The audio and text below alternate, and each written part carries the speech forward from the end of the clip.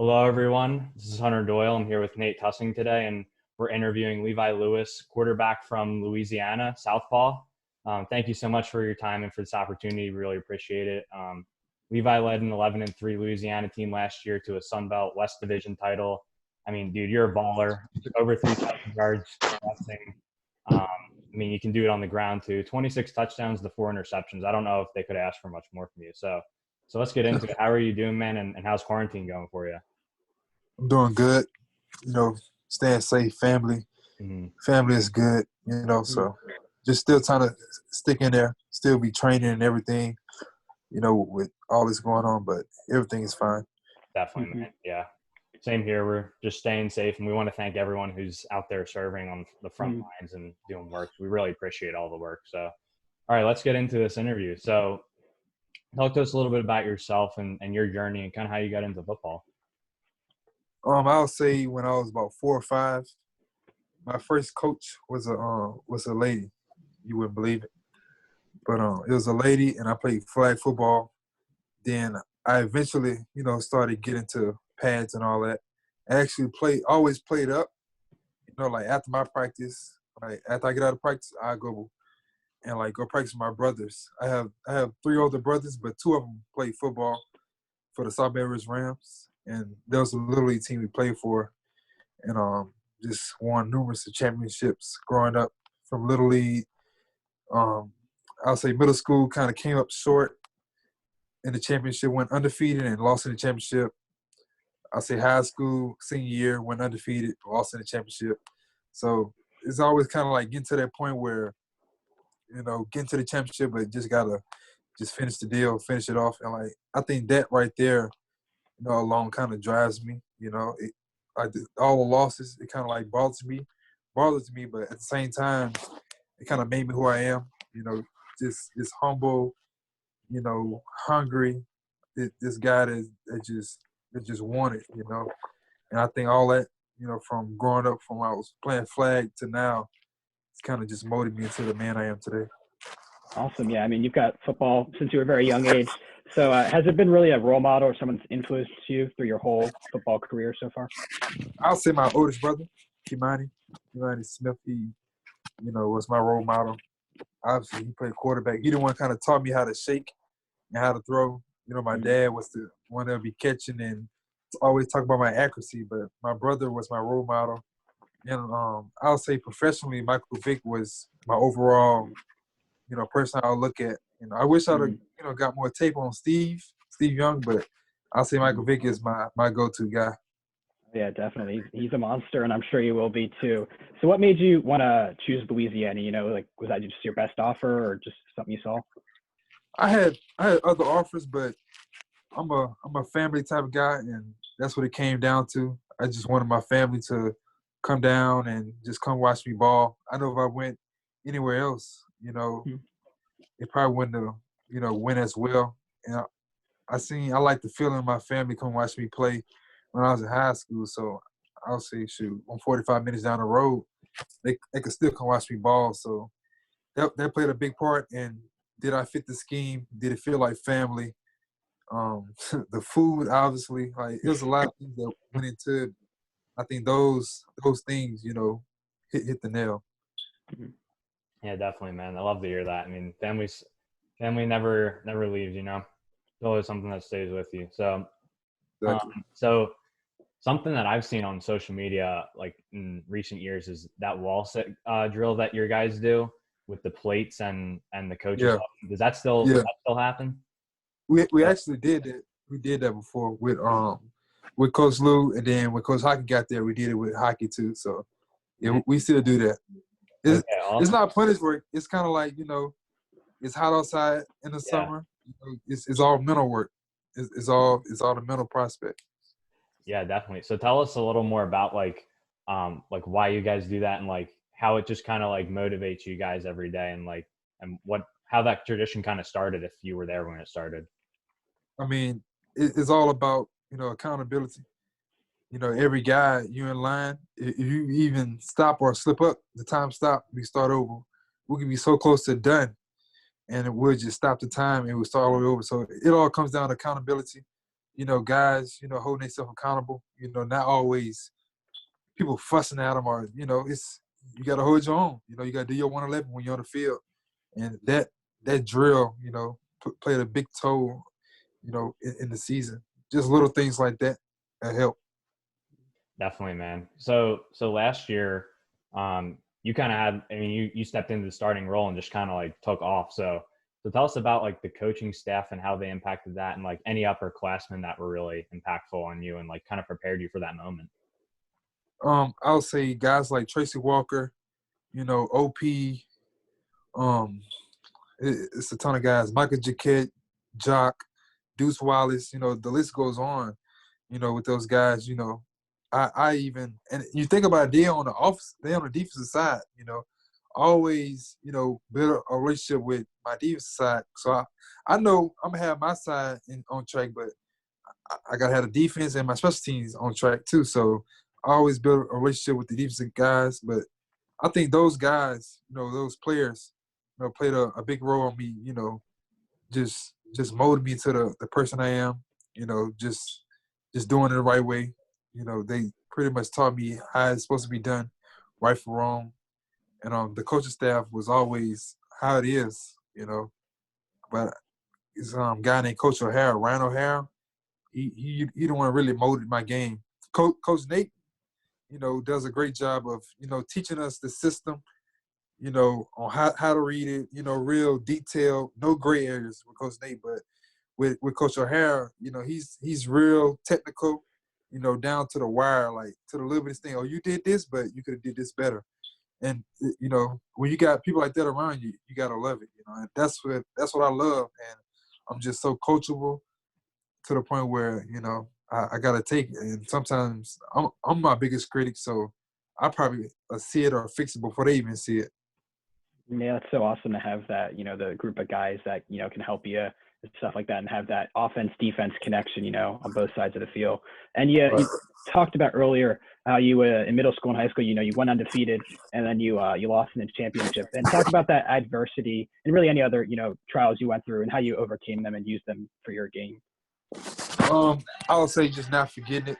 You can always – it's easy to move on, but it's just some things, that you hold dear to you, you just can't forget, like just cherishing, taking advantage of the opportunity, being in the moment.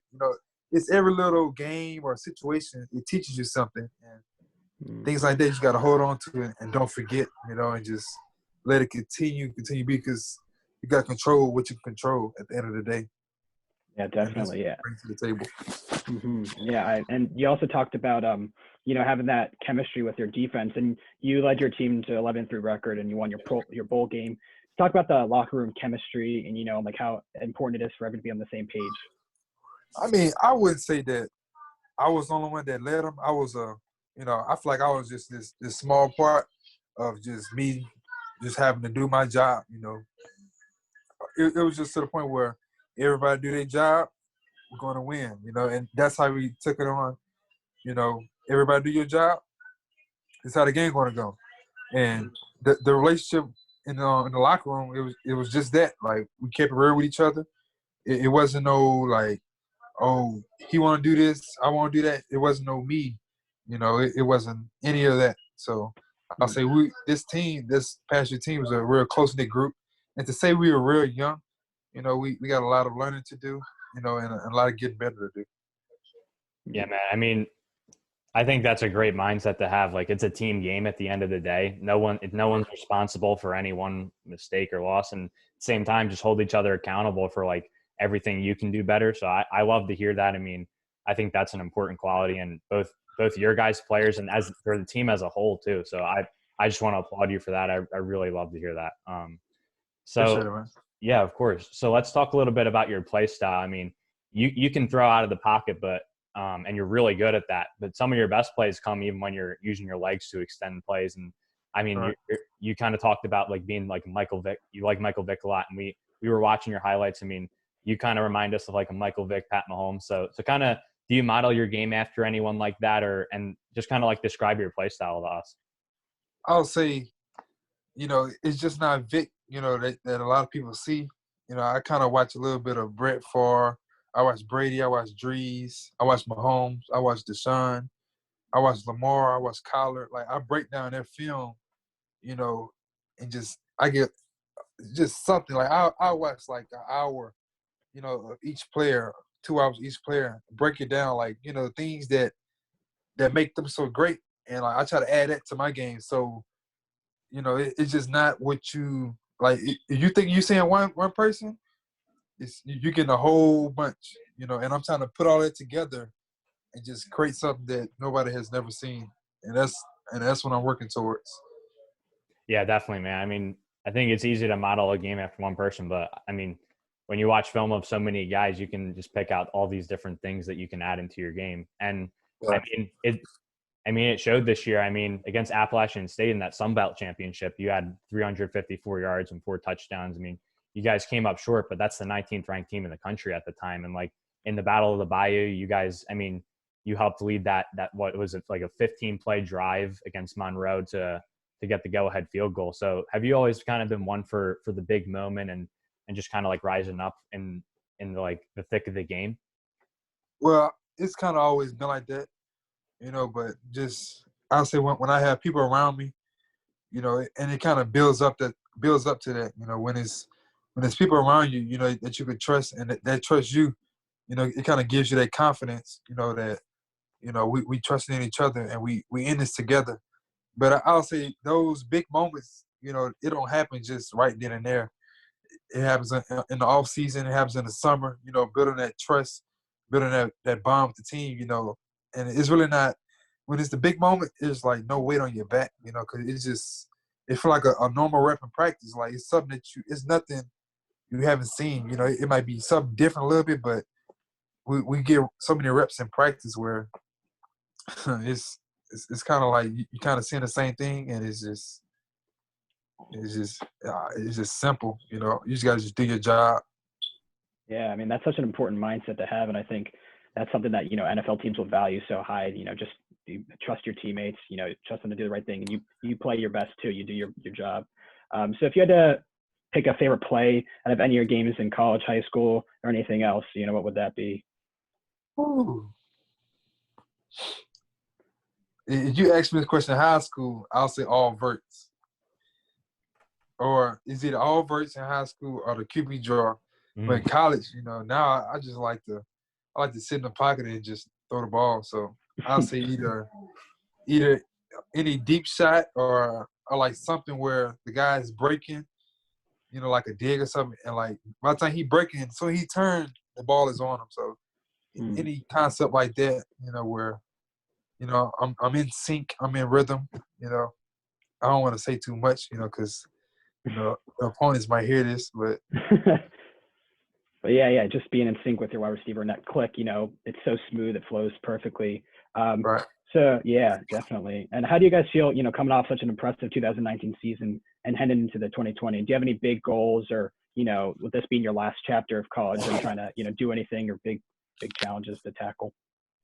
I'll say as a team, just trying to stay on the right track. We kind of started off 2020 on a good start, winning the bowl game, but I'll say it's a new team, new year, but same goals, and I'll say the plan might be different just based off the scheme or, what happens. But it's really all comes down to accountability, creating, having leaders, people that's going to lead, getting guys in the right spot, having the right mindset, everybody on the same page, having the same mindset on the goal that we're trying to get at, and I'll say big challenges this year is, being in the talk of one of the top QBs in the country, at least having my name in the Heisman rankings, first team All Sun Belt, first team everything, coming out as an All-American, just those top things are my goals, and we're working towards that right now. Yeah, definitely. I mean, it's crazy to think about, but this time next year you're going to be just wrapping up the NFL draft process, which I mean must feel surreal. I mean, must feel like you just got to Louisiana just yesterday. I mean, time flies. But so what's like with such a big season ahead? What's the biggest aspect of your game if you could pinpoint one thing that you really really want to work on next year? just I'll say my deep shots. You know, having that somebody take the top off, or I can just throw a deep shot whenever. You know, just connecting on it. I think everything else is kind of sealed. You know, my rollouts in the pocket, creating something out of nothing. But I'll say my deep shots. You know, I could work on that a lot more. It could get better. Okay, definitely. So, I mean, obviously, we saw Kyler Murray go a couple years ago, or last year even. I mean, scouts are going to knock you for this. I mean, we've seen Michael Vick do it, Drew Brees do it. Size doesn't seem to matter at all, but scouts make a big deal out of it. So what would you tell people who say you're too undersized to play the quarterback position? I'll say, really can't say much, you know, because it's the truth. But at the same time, you know, you got to think about the intangibles, you know, the things that what you could bring to the table, and just really got to prove them wrong. You know, your actions will speak way louder, you know, than what somebody's opinion has to say about you. Your resume, you know, what you're doing from now to then, you know, to stop all that chatter. You know, that's I think your actions are going to show. My actions are going to show. Mm. Yeah, definitely. Just watch your film and they'll see, you know, it obviously doesn't hinder you. So with this whole quarantine, you know, shutdown and everything, how have you been, you know, trying to stay in shape, work out, prove on your game with all this, everything being shut down? Well, in the morning, I got a job in Baton Rouge where I get up like 5. I go to work from 6 to like 2 or 3. You know, and I work at a nonprofit organization where we help feed kids. You know, those kids that's in poverty or kids that don't get their breakfast and lunch every day. You know, we still help those kids get fed. And right after work, I'll go work out, and I come to Lafayette and throw with my receivers. And I'm about to start my 2-a-day training the whole month of May. So I'm about to stop my job after this week. So coming up this whole month of May, I'm about to start my 2-a-day training because I feel like this quarantine about to get wrapped up. It's about to be things about to start back rolling. So yeah, that's awesome. I mean, that's such a cool, you know, job and opportunity to have to those kids. And you know, we're hoping that this quarantine, you know, ends soon. So now we're going to break off from football and, you know, get to know you questions. So if you were a WWE superstar and you're getting ready for a fight, what would be your entrance song into that fight? that what is Phil Collins? I can feel it come. Ooh, that's a good like one. like on some calm, you know, like I'm about to rip your heart out type stuff. Yeah, definitely. That's a good one. In your opinion, who would you say is the best quarterback right now in the NFL? Is either Breeze or Brady. But you know, a lot of people gonna say Brady because the championship, but I say Breeze because of the numbers. You know, that's what I got right now. Yeah, I would agree. I mean, you gotta respect both of them. All right. Next question. What's your? I mean, you're in a situation you have like X amount of dollars to spend. You can get any sandwich you want. What's your go-to sandwich? My go-to sandwich. I gotta pay for it. Like, well, I mean, it doesn't really matter. Just like if someone gave you like, let's say like $30 and you could go get a meal, like what sandwich would you get? Well, I go to El Polo Loco. You know that place? No, I don't think so. We don't have that up here. Yeah. Yeah, we're in Philly. Yeah, you gotta tell us about that. It's like it's like a Mexican restaurant kind of. Ooh. And like they sell. It's like a Chipotle kind of, you know. Okay. Yeah. I got you. Nice. That's good. Something like that. There. Nice. Okay. That's and then last question. Not really with food, but kind of another food question. If you could have a meal with one movie character, who would it be and why? Say that again. If I could what? If you could have a meal with one movie character, who would it be and why? Shoot, Denzel Washington. Denzel? Just cause like he's just, I don't know, like he's a great, and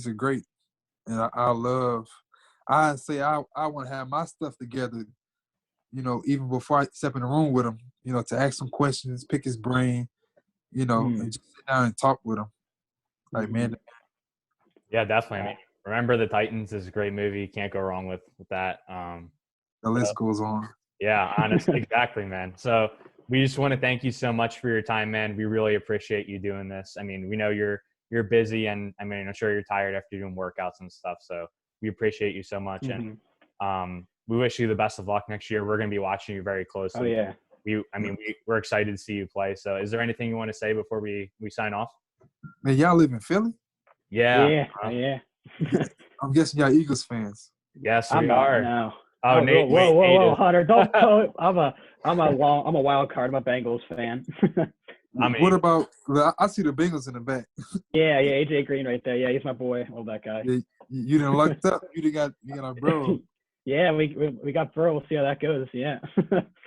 Y'all fans of Meek Mill? yes, sir. Oh yeah. Yes, sir. That's my favorite rapper. That's my favorite rapper. Okay. You ask anybody, that's my favorite rapper. Dream Chasers Philly. I'm in it right there. Nice. All right, we'll see you. Thank you. Yeah, thank you for everything. Thank you. Appreciate y'all. No problem. See you.